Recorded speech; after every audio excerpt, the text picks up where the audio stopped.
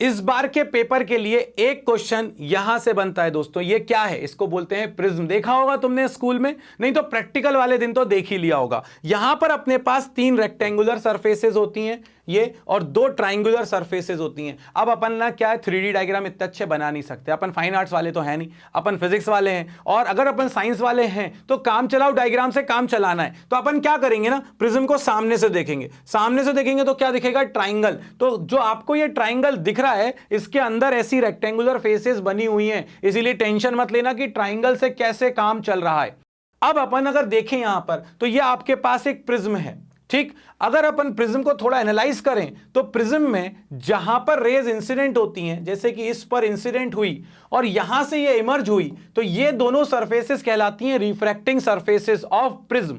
और जो अपोजिट वाली ये जो सरफेस है जहां से रे पास नहीं हो रही, ये कहलाता है बेस ऑफ द प्रिज्म। ठीक है, क्लियर।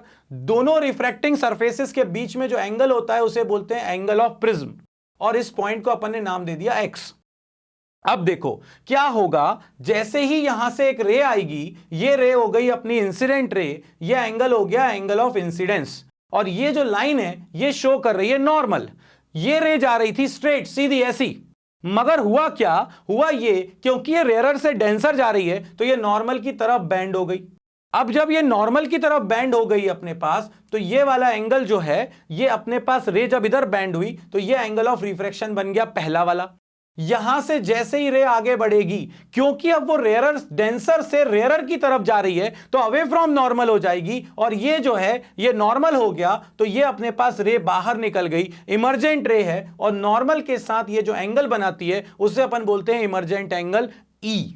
क्लियर हो गया, R1 हो गया, R2 हो गया, E हो गया। अब यहां पर एक चीज नोट करो, और वो क्या नोट करना है तुमको, वो ये देखना है कि जो रे एंटर करी थी वो किसकी तरफ बैंड हुई, बेस की तरफ बैंड हुई। यहां पर भी बेस की तरफ बैंड हुई, यहां पर भी बेस की तरफ बैंड हुई। तो अगर तुम नॉर्मल का लॉजिक नहीं कर पा रहे हो तो डायग्राम तो सही बना दोगे। कैसे बनाओगे, जो भी रे आएगी ये सीधी जा रही थी, मगर अब ये किसकी तरफ बैंड हुई, पहली बार बेस की तरफ, फिर किसकी तरफ बैंड हुई, बेस की तरफ। तो बस इस तरह से अपना डायग्राम बन जाएगा। अब अपन को निकालना है प्रिज्म फॉर्मूला, जो कि सबसे ज्यादा इंपॉर्टेंट है इस सेक्शन से, और कुछ इंपॉर्टेंट नहीं है मगर ये सबसे ज्यादा इंपॉर्टेंट है। तो अगर इसको देखें तो प्रिज्म फॉर्मूला एक्चुअली में रिलेशन होता है म्यू का डेल्टा का डिविएशन। ये रे जा रही थी सीधी, अब ये रे जा रही है इधर, ये जो इनके बीच का एंगल है इसको बोलते हैं एंगल ऑफ डिविएशन। और इसमें भी मिनिमम एंगल ऑफ डिविएशन का लॉजिक पढ़ना है, अपन को पढ़ाऊंगा, चिंता मत करो, टेंशन नहीं लो, अभी बहुत आराम से घुस जाएगा दिमाग में। और ये अपने पास है एंगल ऑफ प्रिज्म। तो एक्चुअली में जो प्रिज्म फॉर्मूला होता है वो म्यू डेल एम और ए के बीच का रिलेशन होता है, मगर हमें तो म्यू और साइन आई साइन आर कुछ कुछ पता है ना। तो चलो अब पहले चलते हैं बूटी सेक्शन में, वहां से सीखेंगे, फिर इसको यूज करेंगे और डेरिवेशन को आसान बनाएंगे। बाबा की बूटी सेक्शन में आपका स्वागत है। तो यार जब आंख बंद करोगे ना, सबसे पहली चीज जो दिमाग में आएगी तुम्हारे लिए रे ऑप्टिक्स के केस में, वो आएगा स्नेल्स लॉ, पापा ऑफ रिफ्रैक्शन। तो स्नेल्स लॉ सबसे पहले लिखेंगे अपन। स्नेल्स लॉ लगाओगे कहां, या तो इस सरफेस पे लगाओगे एक्स बी पे, तो I और R1 मिलेंगे, या फिर आप लगाओगे X और C पे, तो आपको R2 और E मिलेंगे। मगर ज्यादा अच्छा है यहीं लगा लो, कोई दिक्कत नहीं है, कहीं पे भी लगाओ, बट अपन जनरली बुक्स में मार्किंग स्कीम में यहीं लगा दिखेगा, अपन भी यहीं लगा देंगे। तो सबसे पहले आप लगाओगे स्नेल्स लॉ। जैसे ही आप स्नेल्स लॉ लगाओगे आपको रिलेशन मिलेगा mu is equal to sine I upon sine R1। हमें तो ए और डेल एम के साथ रिलेशन चाहिए था, ये कहां की कुछ चीजें मिल रही हैं अपन को। तो भैया अब अपन को जुगाड़ लगानी पड़ेगी। जुगाड़ क्या लगेगी, तो बूटी का नेक्स्ट पॉइंट कहता है क्योंकि तुम्हें ए पिक्चर में लाना है, तो अब तुम क्या करोगे, अब तुम ये करोगे कि यहां पर एक ट्राइंगल ढूंढोगे। और अगर तुम गौर से देखो तो ये जो पूरा ट्राइंगल अपन को मिल रहा है, इस ट्राइंगल से अपन ए निकाल सकते हैं। निकाल सकते हैं क्या भाई, बहुत क्लियर दिख रहा है कि ए की वैल्यू क्या है, बहुत ही क्लियर दिख रहा है। अगर आप देखो गौर से तो ये पूरा का पूरा होता है 90 डिग्री, उसमें से R1 चला गया क्योंकि नॉर्मल और सरफेस है 90 डिग्री, उसमें से R1 चला गया, तो ये कितना बचेगा 90 माइनस R1। ये आपके पास क्या है, ये नॉर्मल है, ये आपकी इमर्जेंट रे है, ठीक, और ये एंगल है R2, तो ये एंगल पूरा 90 है, उसमें से R2 चला गया तो कितना बचेगा 90 माइनस R2। आपको ये ट्राइंगल के तीनों एंगल पता चल गए, तीनों का सम कितना होगा 180 डिग्री होगा। एक ट्राइंगल ए, उससे रिलेशन आएगा। दूसरा क्या, अब डेल्टा भी तो चाहिए, तो अब एक काम करो, अब एक काम ये करेंगे अपन कि अब अपन एक ट्राइंगल ढूंढेंगे डेल्टा के लिए। तो अगर ये रे सीधी जा रही थी और ये रे इधर जा रही है, ये जो अपनी फाइनल इमर्जेंट रे है, तो ये एंगल ऑफ डिविएशन हो गया। अब अगर आप इस ट्राइंगल को गौर से देखो, ये जो ट्राइंगल मैंने बनाया है, इस ट्राइंगल में अपन जुगाड़ से ये इंटरनल वाले एंगल निकाल लेंगे, ये वाले एंगल। अब कैसे निकालेंगे वो बताता हूं। ये एंगल पूरा आई है तो ये पूरा का पूरा आई होगा, उसमें से R1 चला गया।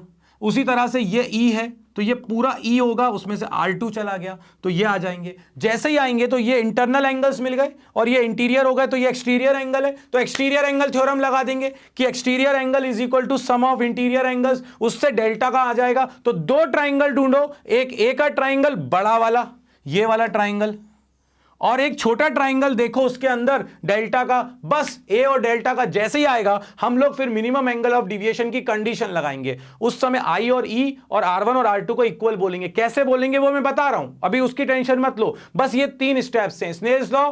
दो ट्राइंगल ढूंढने हैं, एक ए का एक डेल एम का, और उसके बाद मिनिमम की कंडीशन लगा देंगे। प्रिज्म फॉर्मूला आपके सामने कहेगा, लो भाई मैं प्रकट हो गया।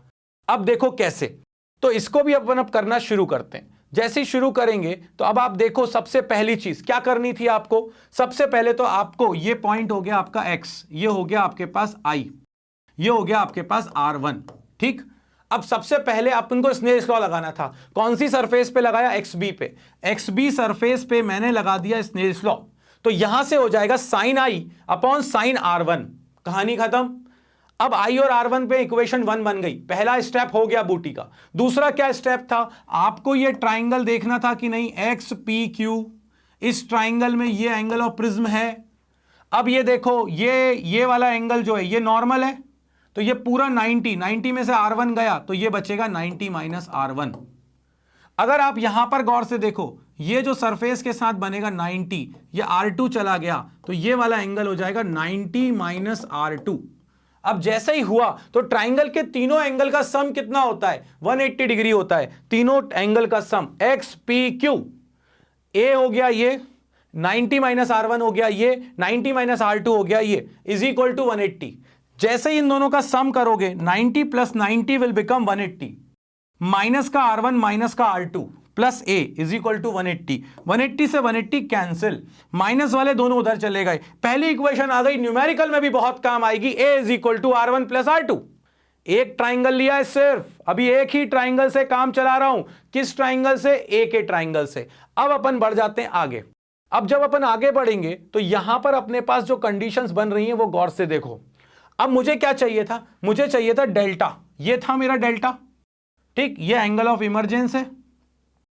ये वाला एंगल जो होगा अगर डेल्टा है, गौर से देखो इस ट्राइंगल में, ये मेरी रे थी इंसिडेंट रे जो आगे जा रही थी, और ये मेरी फाइनली इमरजेंट रे को पीछे बढ़ाया। तो ये पूरा का पूरा एंगल, ये आई था तो ये भी आई हो जाएगा, ये आई है, इसमें से R1 चला गया तो ये बचेगा I माइनस R1। अब ये एंगल E था, ये नॉर्मल है, तो ये पूरा एंगल E हो जाएगा, इसमें से R2 चला गया तो ये वाला एंगल कितना बचेगा आपके पास, ये बचेगा आपके पास E माइनस R2। क्योंकि ये दोनों इंटीरियर एंगल हैं इस ट्राइंगल में MPQ, और ये एक्सटीरियर एंगल है डेल्टा, तो अपन एक्सटीरियर एंगल थ्योरम यहां पे लगा दें। अगर लगा दी तो डेल्टा इज इक्वल टू लिख सकते हो I minus R1 plus E minus R2, दोनों एंगल का सम, दोनों इंटीरियर का sum is equal to exterior angle.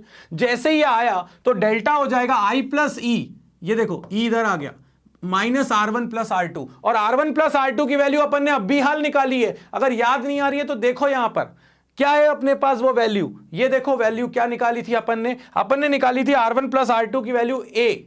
तो यहां पर अपन अब रखने वाले हैं, जैसे ही आप R1 प्लस R2 की वैल्यू रखोगे A, तो ये आ जाएगा delta is equal to I plus E minus A। बहुत ही ज्यादा इंपॉर्टेंट इक्वेशन है, हद से ज्यादा इंपॉर्टेंट इक्वेशन है न्यूमेरिकल के पॉइंट ऑफ व्यू से। मेरी दो बूटी की स्टेप कंप्लीट हो गई, अब तीसरी स्टेप आएगी बूटी की, मगर वो यहां से समझ में आएगी नहीं। क्यों नहीं आएगी, क्योंकि जब तक आप मिनिमम एंगल ऑफ डिविएशन को नहीं समझोगे तब तक कुछ समझ में नहीं आएगा। और ये हुआ कैसे, अब ये समझना है। तो इसको देखो मैं समझाता हूं। अगर आपसे मैं कहूं कि I की वैल्यू 0 है, मिनिमम वैल्यू 0 है, तो ये अंदर आएगी। अब क्योंकि जब ये अंदर आएगी, I 0 है तो R1 भी, ये देखो नॉर्मल है ना, तो R1 भी 0, ये एंगल काफी बड़ा हो जाएगा। अगर अपन देखें तो a इज इक्वल टू अपन ने निकाला है R1 प्लस R2, क्योंकि R1 0 है तो जो भी a होगा वही R2 हो जाएगा। ये एंगल काफी बड़ा है, क्रिटिकल एंगल से ज्यादा होगा। जब क्रिटिकल एंगल से ज्यादा होगा तो ये रे जो है ये यहां TIR हो जाएगा। जब TIR हो जाएगा और फिर फाइनली ये बाहर निकलेगी। तो आप गौर से देखो, आपकी रे जो है वो सीधी जा रही थी और अब इधर जा रही है, तो कितने बड़े एंगल से डिविएट हो गई। मतलब जब एंगल ऑफ इंसिडेंस बहुत कम है तो एंगल ऑफ डिविएशन बहुत ज्यादा है। ठीक, मैंने ग्राफ बनाया डेल्टा वर्सेस आई। जब एंगल ऑफ इंसिडेंस बहुत कम है तो एंगल ऑफ डिविएशन बहुत ज्यादा है। अब अपन ने आगे की बात करी, ये तो हो गई पहली वाली कहानी। ठीक है बाबा जी, पहली कहानी क्लियर हो गई। अब आगे बढ़ाओ आप। ठीक है, आगे बढ़ाते हैं। फिर मैंने एंगल ऑफ इंसिडेंस को बढ़ाया, 0 से थोड़ा सा ज्यादा किया। जैसे ही थोड़ा सा ज्यादा किया तो अब ये जो रे है ये अंदर आएगी। ये R1 है अपने पास, यहां चली जाएगी। ये अपने पास E है और अब की बार डेल्टा एंगल ये है। पहले डेल्टा ज्यादा बड़ा था, इतना बड़ा डेल्टा था, अब डेल्टा कम हो गया। मतलब जैसे जैसे एंगल ऑफ इंसिडेंस बढ़ रहा है एंगल ऑफ डिविएशन कम होने लगा, कम होने लगा, कम होने लगा। अब देखो जरा गौर से, अगर मैं आई की वैल्यू को मैक्सिमम देखूं तो कितना कर सकता हूं, 90 डिग्री सरफेस के अलोंग। तो ये क्रिटिकल एंगल से अंदर आ जाएगी और ये रे फिर इस तरह से यहां बाहर निकल जाएगी। तो अगर आप एंगल ऑफ डिविएशन देखो तो फिर से बढ़ गया।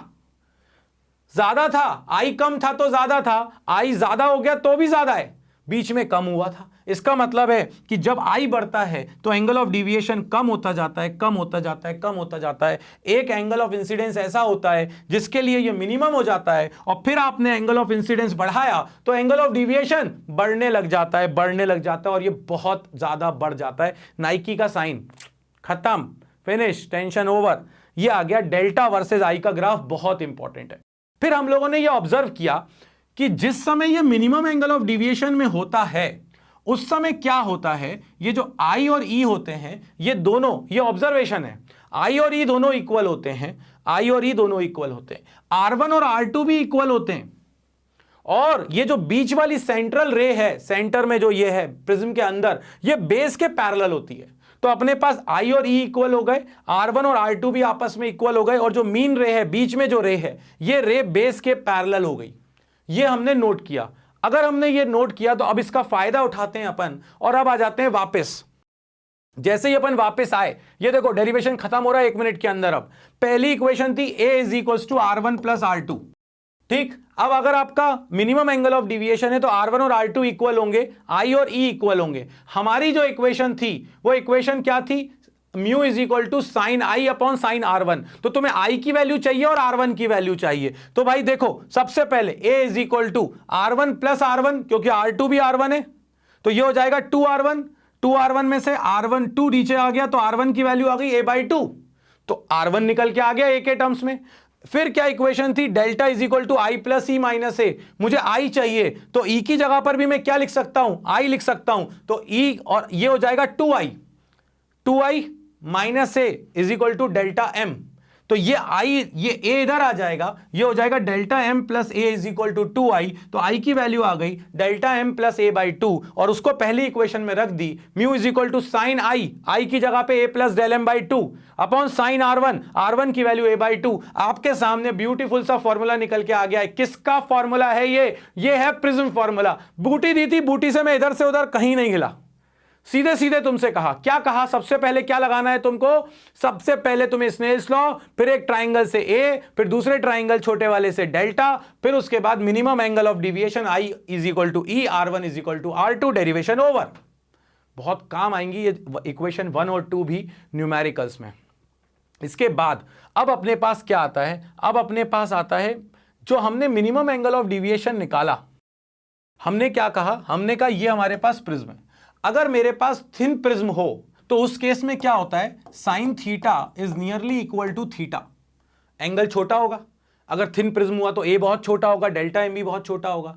तो अपन क्या करेंगे, साइन थीटा को नियरली थीटा लिख सकते हैं। तो थीटा तो ये है, तो इसको लिख दिया sign a plus del m/2 को अपन ने लिख दिया साइन a/2 और sign a plus del m/2 और साइन a/2 की जगह पे आ गया a/2। जैसे यहां पर रखेंगे तो ये क्या आ जाएगा, mu is equal to a plus del m/2 upon a by 2। और गुग्गुओं ये मत कर देना कि साइन से साइन को कैंसिल कर दिया, फंक्शन कैंसिल नहीं होते, नहीं तो तुम में से ओ खड़ा खड़ा खड़ा खत्म खत्म फिनिश। हाँ बाबा जी हमारे पास एक नया तरीका है बाबा जी, आप साइन से साइन को कैंसिल कर दो, ऐसे कैंसिल नहीं होते, फंक्शन है ये, है ना। हाँ नहीं तो पता चला निपटा दिया। चलो सो ये आ गया 2 से 2 ये हो जाएगा कैंसिल, ये आ गया mu is equal to A plus del M by 2, A plus del M by A. अब यहां पर ए को इधर लाओ तो ये हो जाएगा mu into A is equal to del M plus A, और ए अगर अपन कॉमन ले लें तो डेल एम की वैल्यू आ जाएगी म्यू माइनस 1 इंटू ए। मगर ये याद रखना ये फॉर्मूला सिर्फ तभी वैलिड है जब एंगल ऑफ प्रिज्म जो है वो 10 डिग्री से लेस हो, और ये जो म्यू है ये है 1 म्यू 2, मतलब कि सेकंड का refractive index with respect to first. आप मीडियम बदलोगे तो ये बदल जाएगा। तो ये आपके पास आ गया थिन प्रिज्म का एंगल ऑफ डिविएशन का फॉर्मूला। ये क्लियर हो गया। अब बढ़ते हैं आगे। जब आगे बढ़ेंगे तो इस डायग्राम को देख के तुम वैसे ही समझ गए कि बाबा जी अब किसकी बात करने वाले हो आप। एक व्हाइट लाइट आ रही है और वो व्हाइट लाइट 7 कलर्स में ब्रेक हो रही है, उसके बाद जब ये दूसरी साइड पर जा रही है तो और ज्यादा स्प्लिट हो गई। तो ये हमारे पास क्या है, ये हमारे पास है डिस्पर्जन, जो अपन जूनियर क्लासेस से पढ़ते आ रहे हैं। When a white light passes through a prism it is split into 7 constituent colors. This phenomena is known as dispersion of light. तो dispersion of light पर आगे बढ़ जाते हैं। कुछ की पॉइंट्स अपन को यहां दिमाग में रखने चाहिए। सबसे पहले आपको जो डायग्राम बनाना है, अगर डिस्पर्जन पूछा जाता है तो वो डायग्राम ये है। यहां से व्हाइट लाइट आई, ये स्प्लिट होगी, सबसे कम डिविएट रेड हमारा हीरो, सबसे ज्यादा डिविएट वॉयलेट, वैसे ही ये रेड ऊपर वॉयलेट नीचे। अब आपको 2-3 पॉइंट यहां पर मैं बताता हूं। सबसे पहला point, dispersion happens at first surface. Dispersion दोनों सरफेसेस पे नहीं होता। स्प्लिटिंग कहां हुई, यहां हुई। Dispersion happens on first surface and deviation, मतलब यहां पर भी बैंड हुई और यहां पर भी बैंड हुई, डिविएशन होता है दोनों सरफेस पे।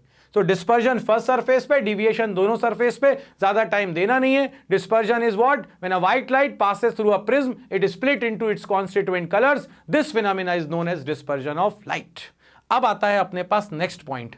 नेक्स्ट पॉइंट जो है ये कहलाता है अपन से एंगुलर डिस्पर्जन। एंगुलर डिस्पर्जन क्या होता है, जो व्हाइट लाइट इंसिडेंट होती है प्रिज्म पे, उसके दो एक्सट्रीम कलर्स के बीच में जो एंगल बन रहा होता है इमर्जेंट रे के बीच में, उसको हम बोलते हैं एंगुलर डिस्पर्जन। और जरूरी नहीं है कि आप वॉयलेट और रेड ही लें, आप कोई भी दो कलर ले सकते हो, मगर अपन लोग जनरली व्हाइट कलर के लिए जब बात करते हैं तो वॉयलेट और रेड को लेते हैं। तो ये आपके पास आ गया, ये हो गया आपका एंगल ऑफ इंसिडेंस। सबसे कम डिविएट हुई रेड, ये रेड निकल गई। सबसे ज्यादा डिविएट हुई वॉयलेट, ये वॉयलेट आ गई बाहर। और ये आपके पास थी इंसिडेंट रे। अब आप गौर से देखो, इंसिडेंट रे के साथ ये इंसिडेंट रे को आगे बढ़ाया तो ये जो एंगल है, इस एंगल से कौन डिविएट हुआ, रेड कलर। इस एंगल से कौन डिविएट हुआ, वॉयलेट कलर। तो इन दोनों के बीच में जो एंगल बन रहा है वो तो यही बन रहा है ना। तो पूरा एंगल है डेल्टा, किसका डिविएशन, वॉयलेट का। छोटा वाला एंगल किसका है, रेड का। और इन दोनों के, रेड और वॉयलेट के बीच में जो एंगल बन रहा है उसे ही तो एंगुलर डिस्पर्जन बोल रहे हैं। क्या बोल रहा है, angular dispersion is defined as the difference in the angles of deviation of two extreme colours of the spectrum of white light. Extreme जरूरी नहीं है, कोई भी दो कलर हो सकते हैं। व्हाइट लाइट के लिए अपन एक्सट्रीम पर बात कर रहे हैं, अपनी मार्किंग स्कीम में मिलेगा, इसीलिए ले रहे हैं। तो यहां पर अपने पास आ गया क्या, ये एंगल है एंगुलर डिस्पर्जन, और ये कितना आ जाएगा, delta we minus delta R. तो ये आ गया delta we minus delta R. मगर ये याद रखो, अगर थिन प्रिज्म की बात करें तो डेल्टा होता है म्यू माइनस 1 इंटू ए। वॉयलेट के लिए हो जाएगा म्यू वी माइनस 1 इंटू ए, क्योंकि वॉयलेट का म्यू अलग। रेड के लिए हो जाएगा mu R minus 1 into A. और ये तब वैलिड है जब ए 10 डिग्री से कम हो। जैसे ही इन दोनों की वैल्यू यहां रख दें, इस वैल्यू को उठाओ यहां रखो, इस वैल्यू को यहां रख दो, जैसे ही आप रखोगे ये मिलेगा mu V minus 1 into A minus mu R minus 1 into A को कॉमन ले लो, ये 1 से 1 क्या हो जाएगा, कैंसिल आउट। थीटा की वैल्यू आ गई mu V minus mu R into A, that's it. और ये किस पे डिपेंड कर रहा है, थीटा रिफ्रैक्टिव इंडेक्स पे डिपेंड कर रहा है, करेगा। कलर पे डिपेंड कर रहा है, करेगा। एंगल ऑफ प्रिज्म पे डिपेंड कर रहा है, बिल्कुल करेगा। और अगर टेम्परेचर भी, क्योंकि म्यू है तो टेम्परेचर पे भी करेगा।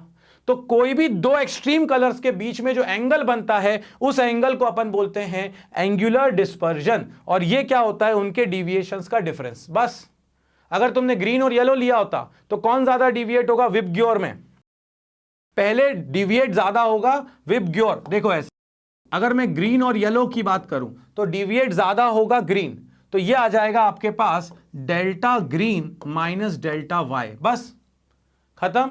Mu G minus mu Y minus into A. देखो यहां पर क्या है अपने पास, जो पहले आ रहा है mu V minus mu R था ना, तो कोई भी दो कलर ले लो, जो पहले आएगा mu G minus mu Y. अगर मैं बात करता हूं ब्लू की और ऑरेंज की, तो यह आ जाएगा mu B minus mu O into A. तो कोई भी दो कलर के बीच में आप निकाल सकते हो एंगुलर डिस्पर्जन, उन दोनों कलर की इमर्जेंट रे के बीच का एंगल होता है एंगुलर डिस्पर्जन। इसके बाद अपने पास जो फाइनल टॉपिक आता है वो आता है डिस्पर्सिव पावर।